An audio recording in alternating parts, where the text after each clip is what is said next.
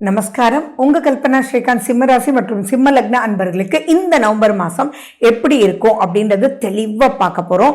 ரொம்ப ரொம்ப கேர்ஃபுல்லாக இருக்கணும். நீங்கள் ஃபர்ஸ்ட் ஹாஃபில் செகண்ட் ஹாஃபில் ஃபர்ஸ்ட் ஹாஃப் எவ்வளோ டஃப்பாக இருக்குமோ அவ்வளோ டஃப்பாக இருக்கும்.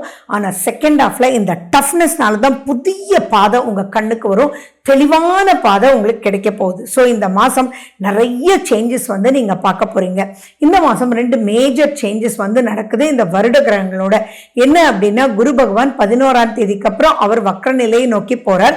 சனி வக்ர நிவர்த்தி ஆறார் அப்படின்றதும் இந்த நவம்பர் மாதம் 28ஆம் தேதின்றது ஞாபகம் வச்சுக்கோங்க. அது மட்டும் இல்லாம உங்க ராசிநாதன் 16ஆம் தேதி வரைக்கும் பிடிக்காத ஒரு வீட்டில் நீச்சம் பெற்ற நிலையில இருக்கார். உங்களுடைய 2ல போய் சுக்கிரன் உட்கார்ந்துக்கிட்டு அவருமே உங்களுக்கு சுகத்தை கொடுக்கவே மாட்டேன் அப்படின்ற நிலையில இருக்கார். ஸோ அதுதான் இதனுடைய டஃப்னஸ் அப்படின்றத ஞாபகம் வச்சுக்கோங்க. செலவு செலவு செலவுன்றதை துரத்திட்டே இருக்கும். அதனால ரொம்ப கேர்ஃபுல்லா யோசிச்சு தேவையான பல தடவை யோசிச்சு நீங்க செலவு பண்ணல அப்படின்னா நீங்க நிறைய மாட்டிக்குவீங்க. அது மட்டும் இல்லாம இது வரைக்கும் 7ஆம் வீட்டுல ராகு இருந்துச்சு. ஆனா குருனுடைய பார்வையில் இருந்ததுனால அவ்வளவு பெரிய ப்ராப்ளம்ஸ் பார்க்கல. ஆனா இப்போ லக்னத்திலேயே கேது இருக்கு, பிளஸ் அதாவது ராசியிலேயே கேது இருக்கு, லக்னத்திலேயே கேது இருக்கு, பிளஸ் 7ல ராகுவும் இருக்கிறதுனால ரொம்ப ரொம்ப கேர்ஃபுல்லா உங்களுடைய பர்சனல் குழப்பத்திலையும் உங்க மனசு அதீத பயப்படுறதுக்கு உண்டான வாய்ப்புகள் இருக்கு. விஷக்கடிகள் வரக்கூடிய அமைப்புகள் இருக்கு. ரொம்ப கேர்ஃபுல்லா உங்க வீட்டு வளர்ப்பு பெட்ஸோட கூட நீங்க கொஞ்சம் கேர்ஃபுல்லா இருக்கணும். அலர்ஜிஸ் வர வாய்ப்பு இருக்கு. உங்களுடைய பெட்ஸ்க்கு எல்லாம் வேக்சினேஷன் போடல அப்படின்னா தயவு செஞ்சு நீங்க கேர் எடுத்துக்கணும். வேக்சின்ஸ் கண்டிப்பா நீங்க போட்டுக்கணும். அண்ட் எதுவாக இருந்தாலும் சரி அந்த விஷத்தன்மை உங்களுக்கு வராம நீங்க கொஞ்சம் கிளீனா உங்களை பார்த்துக்கணும். அண்ட் லட்சுமி நரசிம்மரனுடைய வழிபாடு ரொம்ப ரொம்ப ரொம்ப முக்கியம் சிம்மராசி அன்பர்களே. அண்ட் உங்களுக்கும் உங்களுடைய லைஃப் பார்ட்னருக்கும் நிறைய ஃப்ரிக்ஷன்ஸ் வர்றதுக்கு உண்டான வாய்ப்புகளும், நீங்க ஒண்ணு சொன்னா அவங்க ஒண்ணு புரிஞ்சுக்கிறதுக்கு உண்டான அமைப்புகளும் இருக்கு. எவ்வளவுதான் அன்பு அரவணைப்புன்னு முன்னாடி இருந்திருந்தாலும் இப்போ அவங்களுடைய சூழ்நிலை கொஞ்சம் வெடுக்குன்னு உங்க மேல படக்கூடிய அமைப்புகள் இருக்கு. ஜஸ்ட் மனசை சாந்தமா வச்சுக்கோங்க. பொதுவாகவே சிம்மம் அப்படின்னாலே கோபம் அதிகம். இப்படி பண்றீங்களே அப்படின்னு சொல்லி ஏதாவது உங்களுடைய லைஃப் பார்ட்னரோட சண்டை சச்சரவு போகக்கூடிய அமைப்பும், அதனால அதீதமான நெகட்டிவ் வரதுக்கு உண்டான வாய்ப்புகளும் இருக்கு. தயவு செஞ்சு இப்ப உங்களுடைய சுய ஜாதகத்துல இப்ப நடக்கிற திசா புத்தி அந்தரத்தை மட்டும் பார்த்துருங்க. அதுல கேது சம்பந்தப்பட்டாலோ ராகு சம்பந்தப்பட்டாலோ அந்த வீரியம் மிகவும் அதிகமாகக்கூடிய அமைப்புகள் இருக்கும். சோ இப்ப புதுசா கல்யாணம் ஆனவங்க என்னடா இது இப்படின்னு சொல்லிட்டு இப்படித்தான் இவங்க இருப்பாங்களா அப்படின்றதும், அதே மாதிரி காதலிச்சு திருமணம் பண்ணவங்க காதலிக்கும் போது இவ்வளவு நல்லா இருந்த இப்ப கல்யாணம் பண்ணவங்க இப்படி பண்றாங்க அப்படின்ற மாதிரி தப்பா நீங்க புரிஞ்சுக்கிறதுக்கு உண்டான அமைப்புகள் இருக்கு.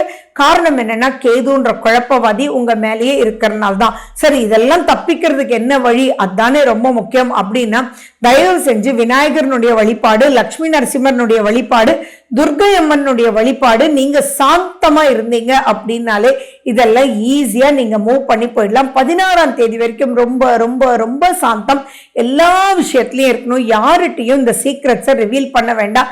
நீங்க மனசு நொந்து போய் வாழவே பிடிக்கலப்பா அவனோட அப்படின்னு சொல்றத அவங்க உங்களுடைய ரொம்ப நீங்க நம்பின ஃப்ரெண்ட் அதை வேற மாதிரி உங்களுடைய லைஃப் பார்ட்னருக்கு எடுத்துட்டு போய் சொல்லி வாழ்க்கையில மிகப்பெரிய சிக்கலை உண்டாக்குறதுக்கு உண்டான வாய்ப்புகள் இருக்கு.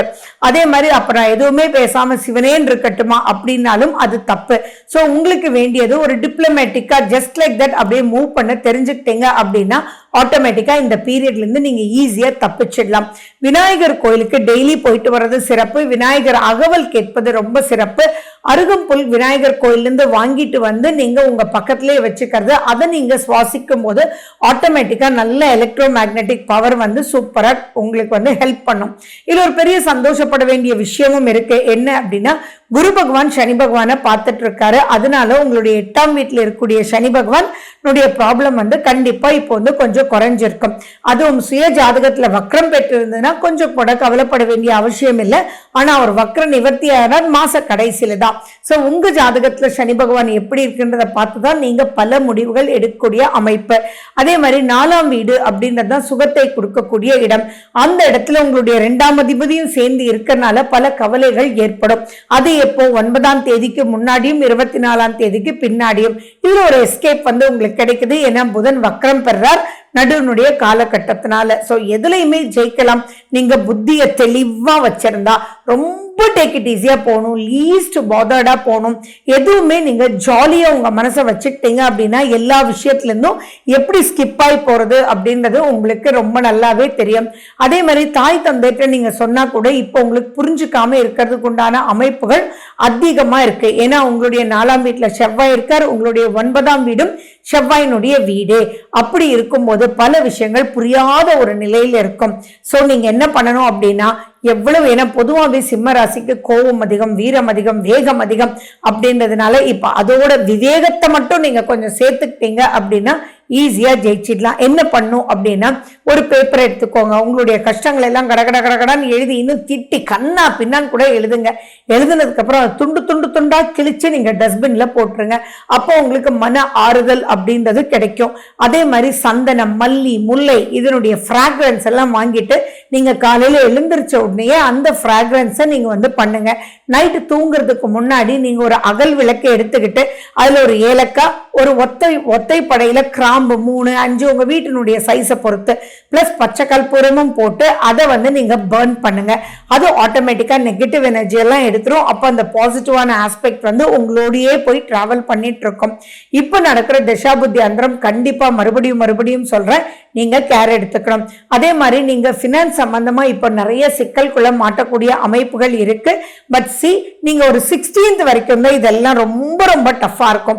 அதுக்கப்புறம் பாத்தீங்கன்னா உங்களுக்கு நல்ல ப்ரொமோஷன்ஸ் கிடைச்சு வழி வகுத்து ஓகே இது வேண்டவே வேண்டாம், நெக்ஸ்ட் ஸ்டேஜ் ஆஃப் லைஃப் எப்படி போகணும் அப்படின்ற வழி பாதை வந்து கண்டிப்பா உங்களுக்கு காமிக்கக்கூடிய அமைப்பு தான் இருக்கு. ஸோ பயப்பட வேண்டிய அவசியங்கள் இல்லை. மனசை தெளிவா வச்சுக்கணும். அதே மாதிரி இப்ப திருமணம், அதாவது காதல் பண்ணிட்டு இருக்கீங்க அப்படின்னா இப்போ உங்க பேரண்ட்ஸ்ட போய் சொன்னீங்க அப்படின்னா அப்போ நிறைய அங்க ஃப்ரிக்ஷன் வர்றதுக்கு உண்டான வாய்ப்புகள் இருக்கு. பட் ஸ்டில் பாத்தீங்க அப்படின்னா அவங்க புரிஞ்சுக்கிட்டு உங்களை ஓகே பண்றதுக்கும் 16th மேல பண்ணிடுவாங்க.